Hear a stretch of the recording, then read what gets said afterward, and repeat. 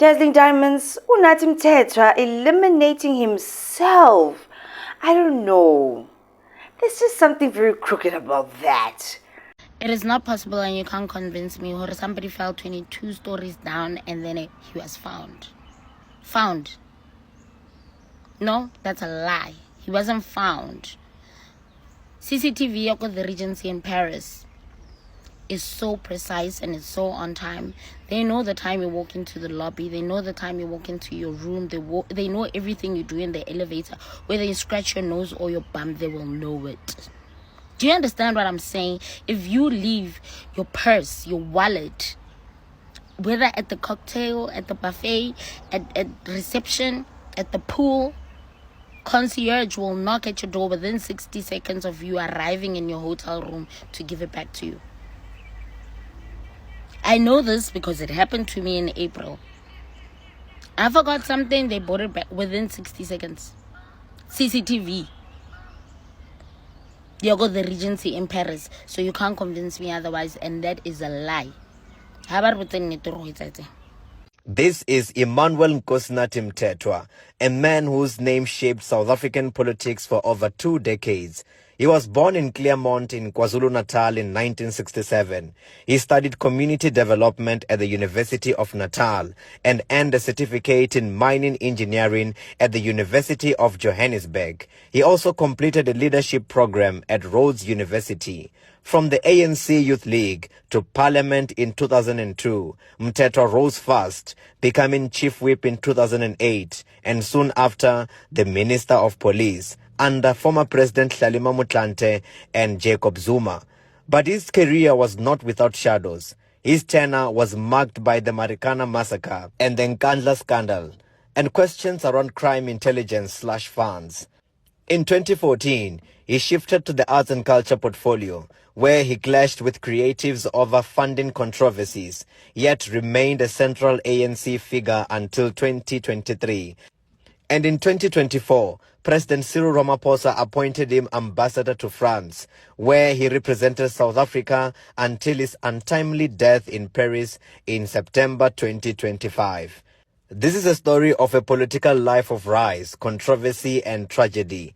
From Clearwater Street to global diplomacy, Nathi Mthethwa leaves behind a legacy that history will judge. As crooked as what is happening with these government officials. And it's so scary, and I don't believe in coincidences, that he would apparently take himself out in this way, right? 9 or 10 days after Mkhwanazi was speaking about him at the Mandlanga Commission of Inquiry. Julie must be charged. She wants to withdraw that letter. So when I ask her, but why you want to withdraw the letter of a criminal case? You've read the case and you wrote to me and you say, Julie must go and face the music. Why do you want to withdraw it? And she said, no. It's my career now in line. So I need to withdraw that. I made a wrong decision. I should not have said Julie must be charged. Which means she touched the wrong people in the higher echelon of maybe within the police structures or in government that did not want Julie to be charged. And I refused to come back and withdraw the letter. And then I received a phone call from the Minister of Police, Nathi Mthethwa, commissioners. I went to his residence in Waterkloof. And when I arrived there, the Inspector General is sitting on one side of the table, Mr. Mthethwa is sitting on the other side of the table. The minister says to me that I forced the Inspector General of Intelligence to write the letter that says, Mkhwebi is wrong, this matter must go to court. She said, I forced her. Then I told her, I said, no, Minister, Advocate Khateb is an old woman. She's an advocate. How can I point a gun at her and force her to write a letter? Besides, when this letter was written in her office, and she actually is not the author of the letter. The author of the letter is Advocate J. Govender, who is an experienced prosecutor person who's working in that office. She's the one that drafted the letter, not you, not the Inspector General of Intelligence. The minister didn't want to hear any of that. A simple say, we must stop prosecuting Mdluli, we must stop disciplinary case against Mdluli. Now, if we talk about political interference, that was the worst I've ever experienced. At that time, Commissioner, I come from the specialized operation. The only thing I know is to chase criminals.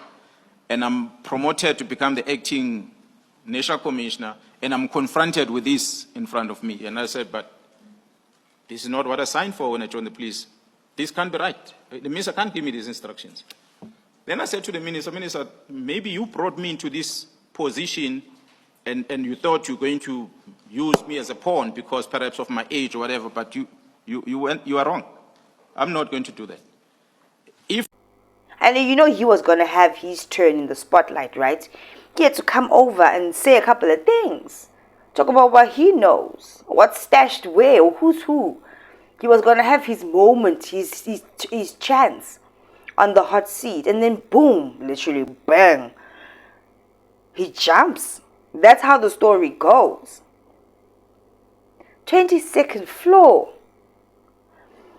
And apparently, the room in which he was in, you can't open the windows. So they said that he plied that window open with a pair of scissors. But then it gets crazier because one of the journalists had said that, or the investigators were saying that, they don't know because he had booked a room, right? And then he was found the next day. He went missing on the Monday, found on the Tuesday. His cell phone was found in the park. I wonder why he would just ditch his phone there to throw people off his trail. Why would he do that? That's weird, right? And then go to the hotel, spend the night. This is what the journalists are now saying. Did he spend the night and sleep on the Monday, contemplating it all night long? Am I gonna jump? Am I gonna jump? Or he spent the night, they say, trying to pry that window open. Did you guys actually hear what that sounds like? It sounds like baloney, bogus, bull, crap. Sure. Unless he was on some kind of dagadi or intoxicated. People don't really do the S word. People don't actually do the S word like that. It's a mess. Usually when they say people did the S word like that, they were pushed, man. They were pushed. And then some of them maybe pushed by mistake, but some of them intentionally. But to spend the night in that hotel room, struggling to open the window and you're about to do S thoughts, gives you ample opportunity to reconsider and really think about, but you're going to have to keep on looking out. Oh, that's far. I can't believe they said that he was probably thinking the whole night about. And then why would you want to sleep anyway? You would book into that hotel and then go and do the thing immediately to get it over and done with. And if you were struggling so much with the window, I mean, if I was in his physical shoes, I would have gotten annoyed with the window and the scissor and just went to another hotel to go and do the thing. But no, not in this case. And then there's no footage from any other building showing him doing the thing. There's nothing. Why? So in my opinion, it's either he pulled a Thabo Bester and he has perished to the world, but he's still gonna live out the rest of his days. Or instead of the story of him prying the window open with a pair of scissors when he could have just gone to another hotel or something like that. And he's a well-connected man. Couldn't he get someone out there to get him some kind of poison so you could drink that? Maybe get a pew or something. Yeah, I choose the fastest way is for me to do this like this. And then why even ditch his cell phone? And they're sticking to that story that it was the S word. The family is not going to interfere with police investigations, but they are okay with them believing that it was the S word because he had sent his wife some kind of cryptic message. Like, this is the end. This is my S word final letter. I feel like she knows that he's somewhere out there and they will be reunited one day. Things just have to blow over because he was going to sing. He knows something. And he was going to say something at the Mandlanga Commission of Inquiry. So it's either they didn't want him to say something and then they took him out, or they were like, "When are you too much of a problem? We have to just get rid of you some way, somehow. Disappear. You have to go. There's a problem." That guy was there for Marikana. That was a drama. That guy was there for Nkandla. He's the same guy that Ubonang Mthethwa was not vibing with. Ubonang called him out. She did not like that man. But it seems like he was wrapped up in a lot of shiesty things. He knew a lot. Knows a lot. Who knows? Mara R.I.P. because that's what they say happened. We don't have proof that he's still roaming around somewhere there in the world. We don't. But all I'm saying is, it's very, very strange. And there's no coincidences. So this happening, he's perishing around this whole Commission of Inquiry, Madlanga Commission of Inquiry situation. It's not a coincidence. He disappeared or they took him out. But him taking himself out after going through all those other dramas, Marikana, Gandla, and everything else. No. This one, the names that are part of the big five, the names that are attached to this drama, it's bad. It's so bad that people have to disappear. That's how bad it is. These people are so corrupt. Yo. Investigation closed so quickly. Oh, it's still going on in the background, but you know, it's basically finalized. And it could be a message. If they took him out, it's a message to those other people that are going to be taking the stand or what have you. Can you see what we can do? We can reach you in Paris. We can find you anywhere in the world. We can get to you. You had better know your story. Or don't say a word. That's why they are shivering and quaking in their boots.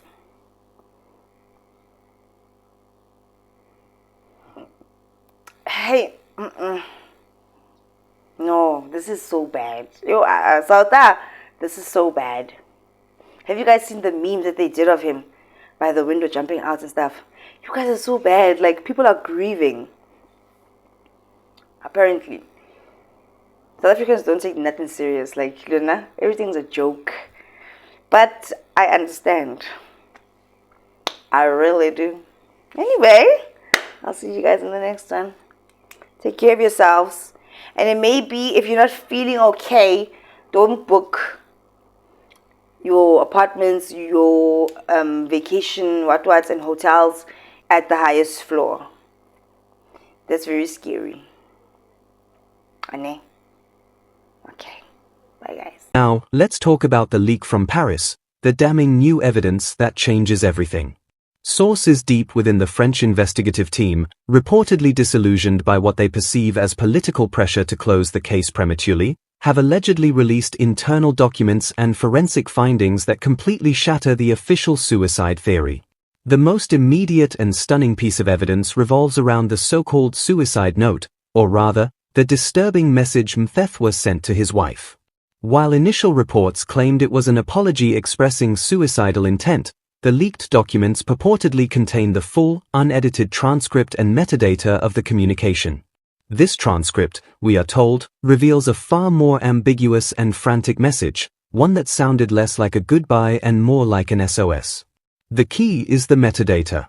Analysis of the timestamps and location data reveals the message was not sent from the hotel room, but from a location several blocks away, a detail suggesting Mthethwa was either lured or forced from the room after the initial struggle, or that the message was pre-prepared and sent by someone else entirely to establish the suicide narrative.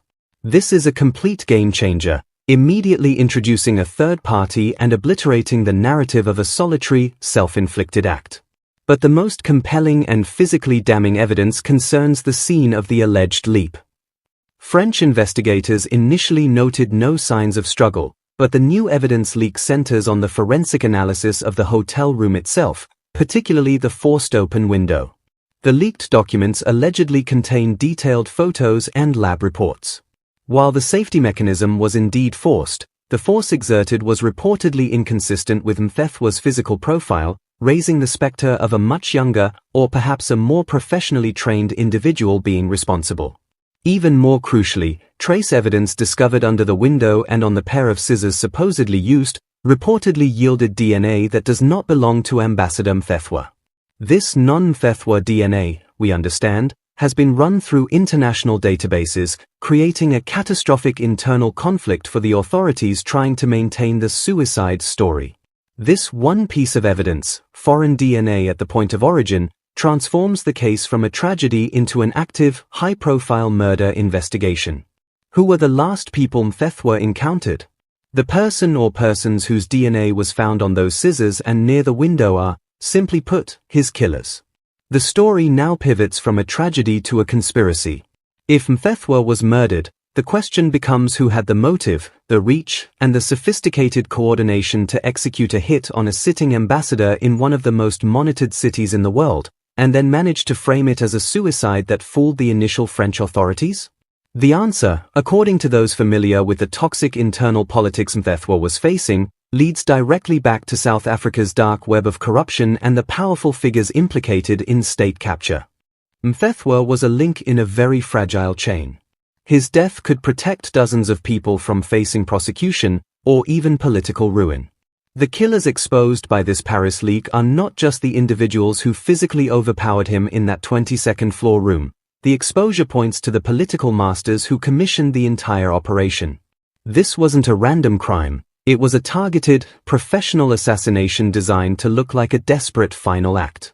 The international diplomatic community is now grappling with the fact that one of their own was likely eliminated due to the secrets he carried. The new evidence forces us to re-examine Mthethwa's movements in the days leading up to his death. Why was he at the Hyatt, away from his official residence? Sources suggest that Mthethwa may have been on the cusp of an explosive decision, contemplating turning state witness or leaking crucial documents himself, documents that could tie political rivals directly to corruption or even other past unsolved crimes. The pressure, therefore, was not merely depressive, it was external, immediate, and lethal. His presence at the hotel could have been a pre-arranged meeting, a desperate handover, or perhaps, a final trap set by those closest to him. The timeline suggests a meticulously planned operation, the hotel booking 10 days prior, the forced entry of the window, the suicide message sent from a distance, each step calculated to create a false narrative that would crumble under the weight of genuine forensic scrutiny. The identity of the DNA discovered, although unconfirmed in public records, is reportedly a critical piece of the puzzle, a name that could connect the Paris hotel room to the shadowy operatives frequently employed by South Africa's deep state to silence dissent and erase inconvenient truths. The implications of this French leak are enormous, both for international relations and for the ongoing fight against corruption in South Africa.